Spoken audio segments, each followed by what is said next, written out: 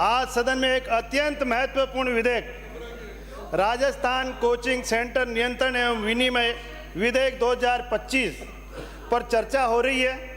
मैं विधेयक को मात्र एक विधायी प्रस्ताव नहीं बल्कि एक ऐतिहासिक संकल्प के रूप में देखता हूं, जो हमारे प्रदेश के लाखों विद्यार्थियों के उज्जवल भविष्य को सुरक्षित करने और उनके मानसिक एवं शैक्षणिक स्वास्थ्य को संबल देने के उद्देश्य से लाया गया है। माननीय अध्यक्ष महोदय, आज इस सदन में तकरीबन 29 विद्वान सदस्यों ने अपने अपने सुझाव दिए हैं। विधानसभा क्षेत्र नसीराबाद से आने वाले सदस्य सादुलपुर, आहोर, रतनगढ़, अजमेर दक्षिण, बूंदी, राजसमंद, तारानगर, आदर्श नगर, भरतपुर, सिविल लाइन्स, मालवीय नगर, दरियावत, शिव, बायतू, शाहपुरा, कोटा दक्षिण, सुजानगढ़, मुंडावर, मारवाड़ जंक्शन, अलवर ग्रामीण, बगरू, चोमू, बागीदोरा और मंडावा, बैंड्रीटा, लाडपुरा, टोडा भीम, कोटा उत्तर भी है। कोटा उत्तर भी है। अच्छे सुझाव मुंडावा से आने वाले सदस्य बहन रीटा ने बहुत अच्छे सुझाव दिए, आपका स्वागत है।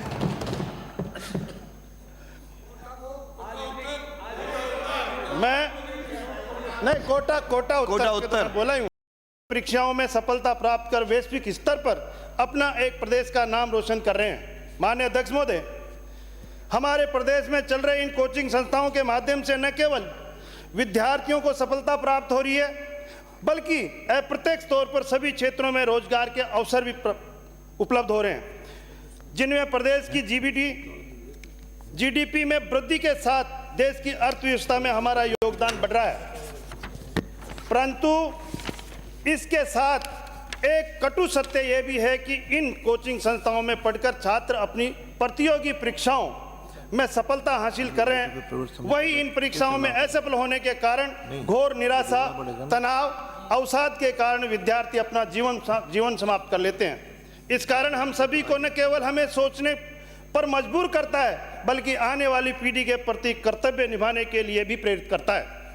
माननीय अध्यक्ष महोदय, आज जब हम आदरणीय प्रधानमंत्री श्री नरेंद्र मोदी जी के नेतृत्व में भारत को 2047 का एक विकसित राष्ट्र बनाने का मार्ग पर अग्रसर हो रहे हैं, तब यह आवश्यक हो जाता है कि हमारी शिक्षा प्रणाली इस महान उद्देश्य के अनुरूप हो, क्योंकि किसी भी राष्ट्र की प्रगति का सबसे महत्वपूर्ण आधार उसकी शिक्षा व्यवस्था है। एक शिक्षित समाज की जागरूक समाज बन सकता है और एक जागरूक समाज ही अपने अधिकारों और कर्तव्यों के प्रति सजग रह सकता है। माननीय अध्यक्ष महोदय, माननीय मुख्यमंत्री श्री भजनलाल जी शर्मा जी के नेतृत्व में हमारी सरकार प्रदेश को विकसित राजस्थान बनाने के लिए कार्य कर रही है। प्रदेश के विश्वविद्यालय एवं महाविद्यालयों में रिक्त पदों पर भर्तियां करने, आधारभूत सुविधाओं का निर्माण एवं अन्य आवश्यक विकास के लिए सरकार प्रतिबद्ध है। निजी विश्वविद्यालयों में भी गुणवत्तापूर्वक एवं पारदर्शी शिक्षा विद्यार्थियों को मिलनी चाहिए। इसके लिए समय समय पर शिक्षा निर्देश जारी किए जाते हैं और शिकायत मिलने पर संबंधित विश्वविद्यालय के अधिनियम के अनुसार जांच करवाकर आवश्यक कार्रवाई करवाई जाती रही है। माननीय अध्यक्ष महोदय, राजस्थान सदियों से शिक्षा और ज्ञान की भूमि रही है। यह वह भूमि है जहां स्वामी विवेकानंद की शिक्षा को महत्व से रेखांकित करते हुए कहा था कि शिक्षा का उद्देश्य केवल सूचनाएं का संकलन नहीं होना चाहिए बल्कि ये मनुष्य के भीतर निहित पूर्णता को जागृत करने का माध्यम होना चाहिए। माननीय अध्यक्ष महोदय, यह वह भूमि है जहां महर्षि दयानंद सरस्वती ने सत्याग्रह की रचना कर शिक्षा को समाज सुधार का माध्यम बनाया। यह वह भूमि है जहां वीर दुर्गादास राठौड़, संत मीराबाई और उनके महान विभूतियों ने ज्ञान और संस्कृति के प्रकाश को आगे बढ़ाया है।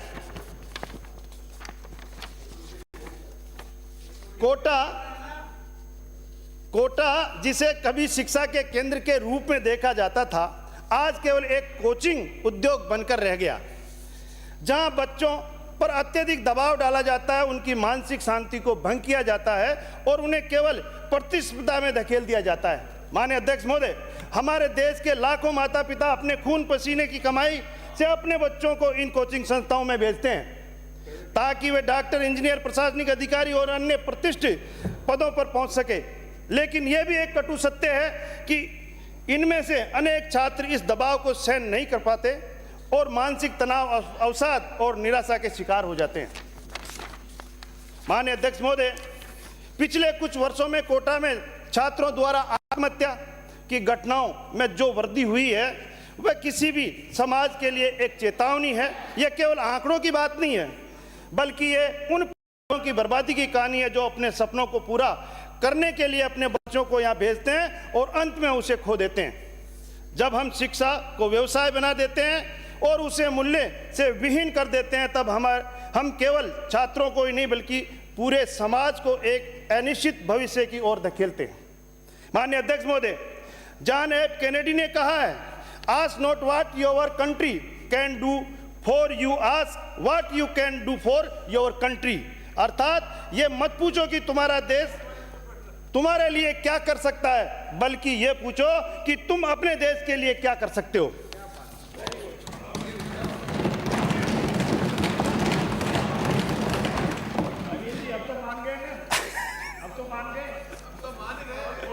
माननीय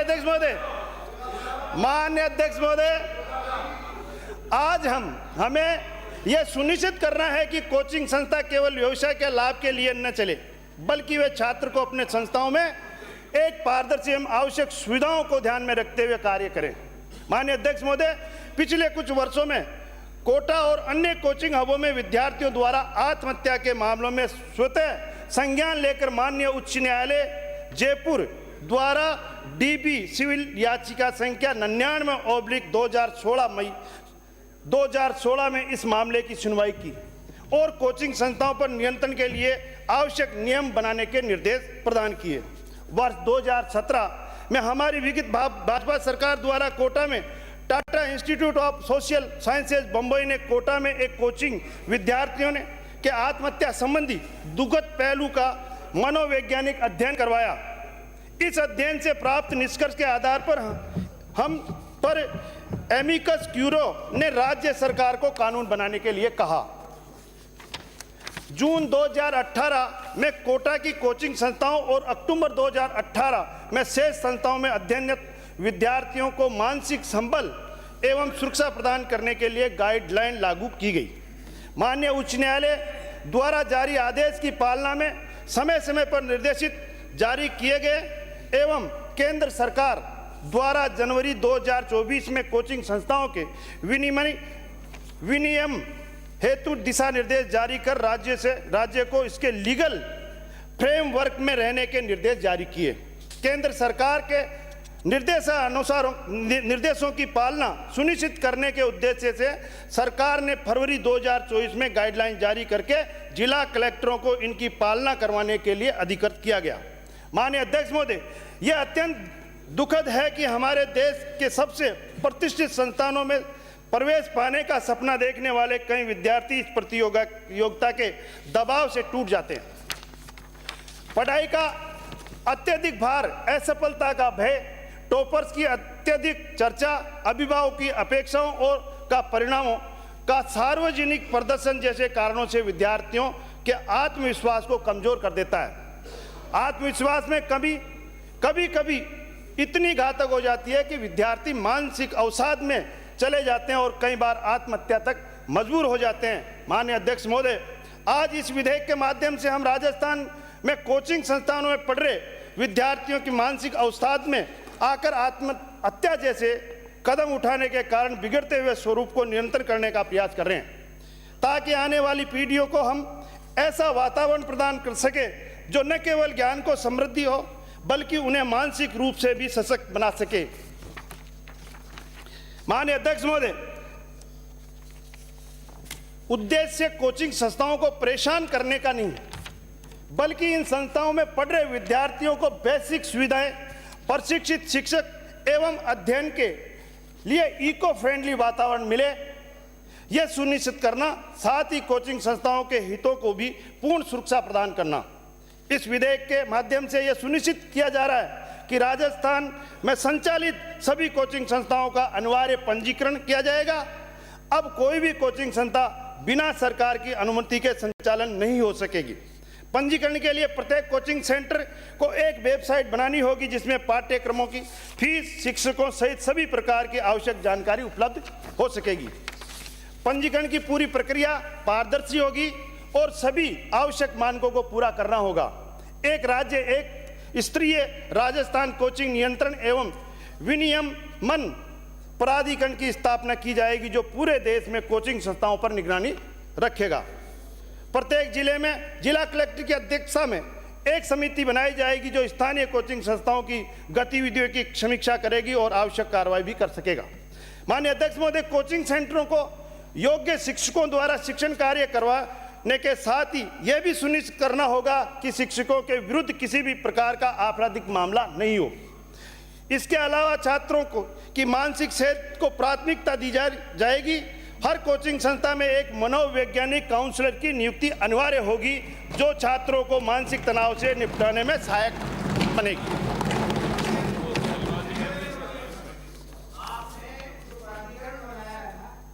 इसमें आपने एक मनोवैज्ञानिक रखा है, तो वो क्या प्राधिकरण के सदस्यों की साइकोलॉजी को टेस्ट करेगा क्या?